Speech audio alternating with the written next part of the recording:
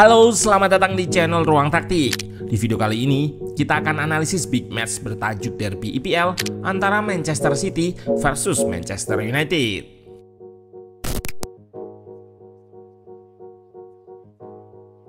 Secara dramatis, Setan Merah berhasil memenangkan derby Manchester ini dengan skor tipis 1-2. Tertinggal lebih dulu di babak pertama, MU mampu balikan keadaan dengan 2 gol di menit-menit akhir yang dicetak oleh Bruno serta Amad Diallo. Dari aspek statistik, Man City yang biasanya dominan menguasai bola, kali ini hanya unggul tipis dari MU, 52% berbanding 48%. Di laga ini, Manchester United memang bermain lebih baik daripada Man City. Saat tanpa bola, mereka mampu membentuk pertahanan yang solid dengan struktur blok pertahanan medium yang kompak, menutup celah di ruang antar lini sehingga Man City nggak bisa ciptakan peluang berbahaya. Dari 10 tembakan yang dilepaskan, tidak ada satupun yang merupakan big chance dan XG-nya rendah, hanya 0,91. Pada fase on possession, MU lebih terkoneksi ketika melakukan build up dan chance creation.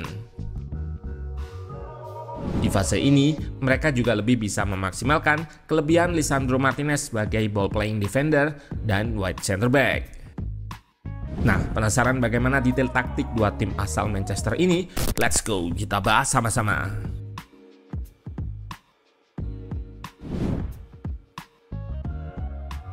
Man City yang bertindak sebagai tuan rumah di atas kertas turun dengan pakem 3 back, 3-2-4-1. Di belakang, Walker, Diaz, dan Guardiol. Di tengah, ada Gundo bersama Matheus Nunes. Di depan, Haaland ditopang oleh Doku dan Bernardo di pos winger, serta Foden dan Kevin De Bruyne di pos nomor 10. Sementara itu, tim tamu Manchester United bersama Ruben Amorim juga turun dengan pakem 3 back. Formasinya 3-4-2-1. Di belakang, kali ini ia memainkan 3 center back murni. De Ligt di kanan, Maguire di tengah, dan Lisandro Martinez di kiri. Bruno Fernandes dan Ugarte jadi gelandang di tengah, Diapit Mazraoui di pos wingback kanan, dan Diogo Dalot di pos wingback kiri. Højlund sebagai ujung tombak di depan, ditopang oleh Mason Mount dan Amad sebagai double number 10.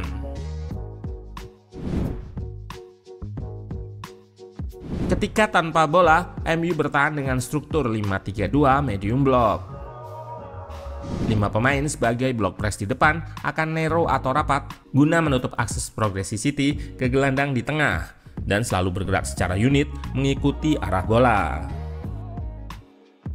Ide utama MU di fase out of possession ini adalah untuk selalu menjaga struktur bertahan agar tetap pada bentuk yang ideal, terutama di lini belakang. Saat melakukan high press pun, MU berusaha untuk lebih efisien dengan tidak melibatkan banyak pemain untuk ngepress di depan. Terlihat di sini, mereka menggunakan 4 pemain untuk meladeni build up City di area rendah yang menggunakan 5 pemain. Saat Man City alirkan bola ke area sayap, wingback MU naik untuk mempersempit ruang pemain yang menerima umpan. Bahkan di babak kedua, MU hanya menggunakan 3 pemain di depan, dan jika 3 pemain ini dilewati, maka akan langsung mundur untuk reshape atau mengatur kembali struktur bertahan di belakang. Di klip ini, Man City bisa eliminasi 3 pemain MU via Kyle Walker, dan pemain MU lain di belakang lebih memilih mundur untuk reshape alih-alih terpancing untuk menekan Walker. Memang, Walker jadi punya ruang untuk dribble ke depan. Namun, dribblenya terhenti karena semua opsi umpan di depan sudah ditutup dan pertahanan MU sudah dalam bentuk yang ideal. Di momen ini, Bruno pun langsung track back guna menahan Walker yang menguasai bola.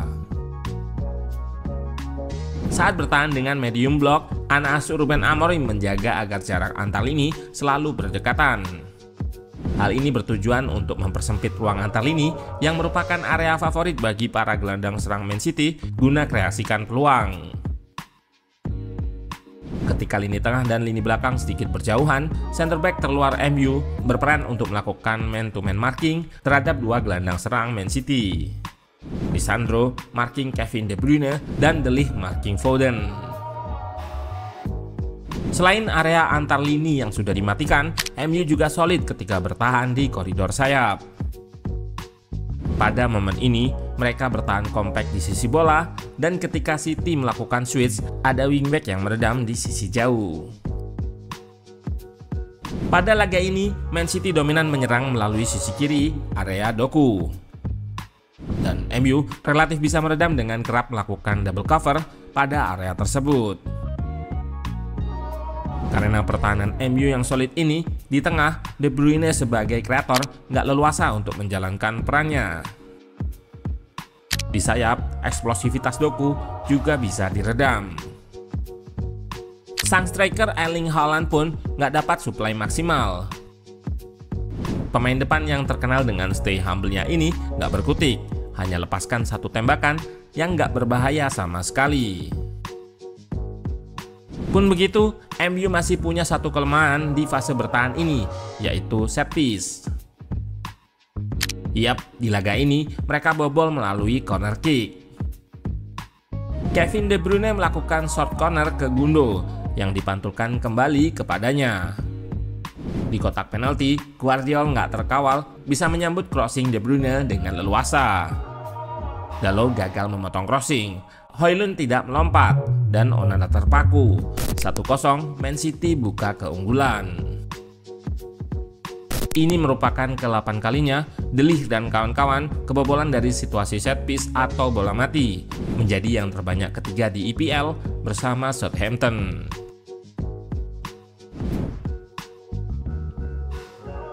Seperti yang disampaikan di awal, Manchester United lebih terkoneksi ketika menguasai bola. Saat on possession, Man City menerapkan blok pertahanan 4-3-2-1. Doku dan De Bruyne narrow di belakang Haaland. Foden, Gundo, dan Bernardo di tengah. Di backline, Matheus Nunes cover sisi kiri melengkapi 3 back City. Mekanisme block press Man City adalah Doku akan menekan wide center back dan Foden yang akan melebar menekan wingback MU. Selain menekan wide center back, Doku punya peran ganda untuk marking Maino ketika Foden melebar. Namun Bruno dan kawan-kawan beberapa kali bisa mengeliminasi block press Man City ini. Di sini terlihat Foden melebar ke Mazraoui. Doku marking Maino dan ditarik melebar olehnya. Mazraoui bisa lepas dari Foden untuk berikan umpan progresi ke Ugarte yang lepas dari De Bruyne. Maino pun berhasil dismarking dari Doku sehingga bisa alirkan bola ke depan. Di fase attacking, anak asuh Ruben Amorim banyak menyerang dari dua sisi sayap, memanfaatkan keunggulan kelebaran dari dua wingbacknya. Dalot dan Mazraoui cukup rajin untuk melakukan overlap menyisir area kelebaran. Di sisi kiri, overlap Dalot sering diikuti oleh Bernardo Silva, sehingga membuka ruang bagi Lisandro Martinez untuk bisa bergerak naik guna menjalankan peran sebagai wide center back. Saat naik, ia beberapa kali melepaskan umpan dan early cross ke kotak penalti Man City. Lisandro Martinez punya kelebihan sebagai ball playing defender. Dari statistik tercatat, di laga ini ia jadi pemain yang paling banyak melepaskan progresi baik via umpan ataupun dribble. Mantan bek Ajax Amsterdam ini cukup leluasa menjalankan perannya sebagai ball playing defender dengan mengirimkan umpan ke belakang backline karena block press City yang seringkali nggak melakukan pressing kepadanya.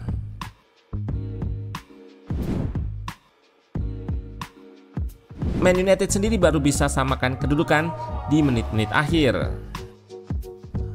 Hal ini berawal dari blunder Matheus Nunes yang melepaskan back pass terlalu pelan sehingga bola bisa dicuri oleh Amad Diallo. Alih-alih menebus kesalahannya, Nunes malah bertindak ceroboh ketika melakukan pelanggaran keras di kotak penalti saat hendak merebut bola dari Amad. Kecerobohan Nunes ini memancing reaksi kekecewaan dari Pep Guardiola. Terjadi penalti dan Bruno sukses samakan kedudukan 1-1. Hanya berselang 2 menit, MU berhasil balikan keadaan. Di proses gol ini, terlihat 3 pemain City yang berada dalam situasi 1 versus 1. Gvardiol naik terikat oleh Maino dan dengan cerdik amat berlari ke belakang lini. Di belakang, Lisandro Martinez nggak mendapatkan pressing, sehingga ia bisa lepaskan long ball ke belakang backline Man City. Amad Diallo nggak terkejar dan bisa lewati Ederson sebelum ceplaskan bola ke gawangnya. 2-1, MU comeback. Kemenangan yang manis bagi The Red Devils bersama pelatih barunya Ruben Amorim. MU terbukti bisa main lebih bagus daripada Man City dan memang layak untuk dapatkan 3 poin. Bagi Amorim sendiri, ini merupakan kedua kalinya ia bisa kalahkan Pep Guardiola dengan 2 tim berbeda. Karena sebelumnya, beberapa bulan lalu ia juga mengalahkan Man City ketika masih jadi pelatih Sporting.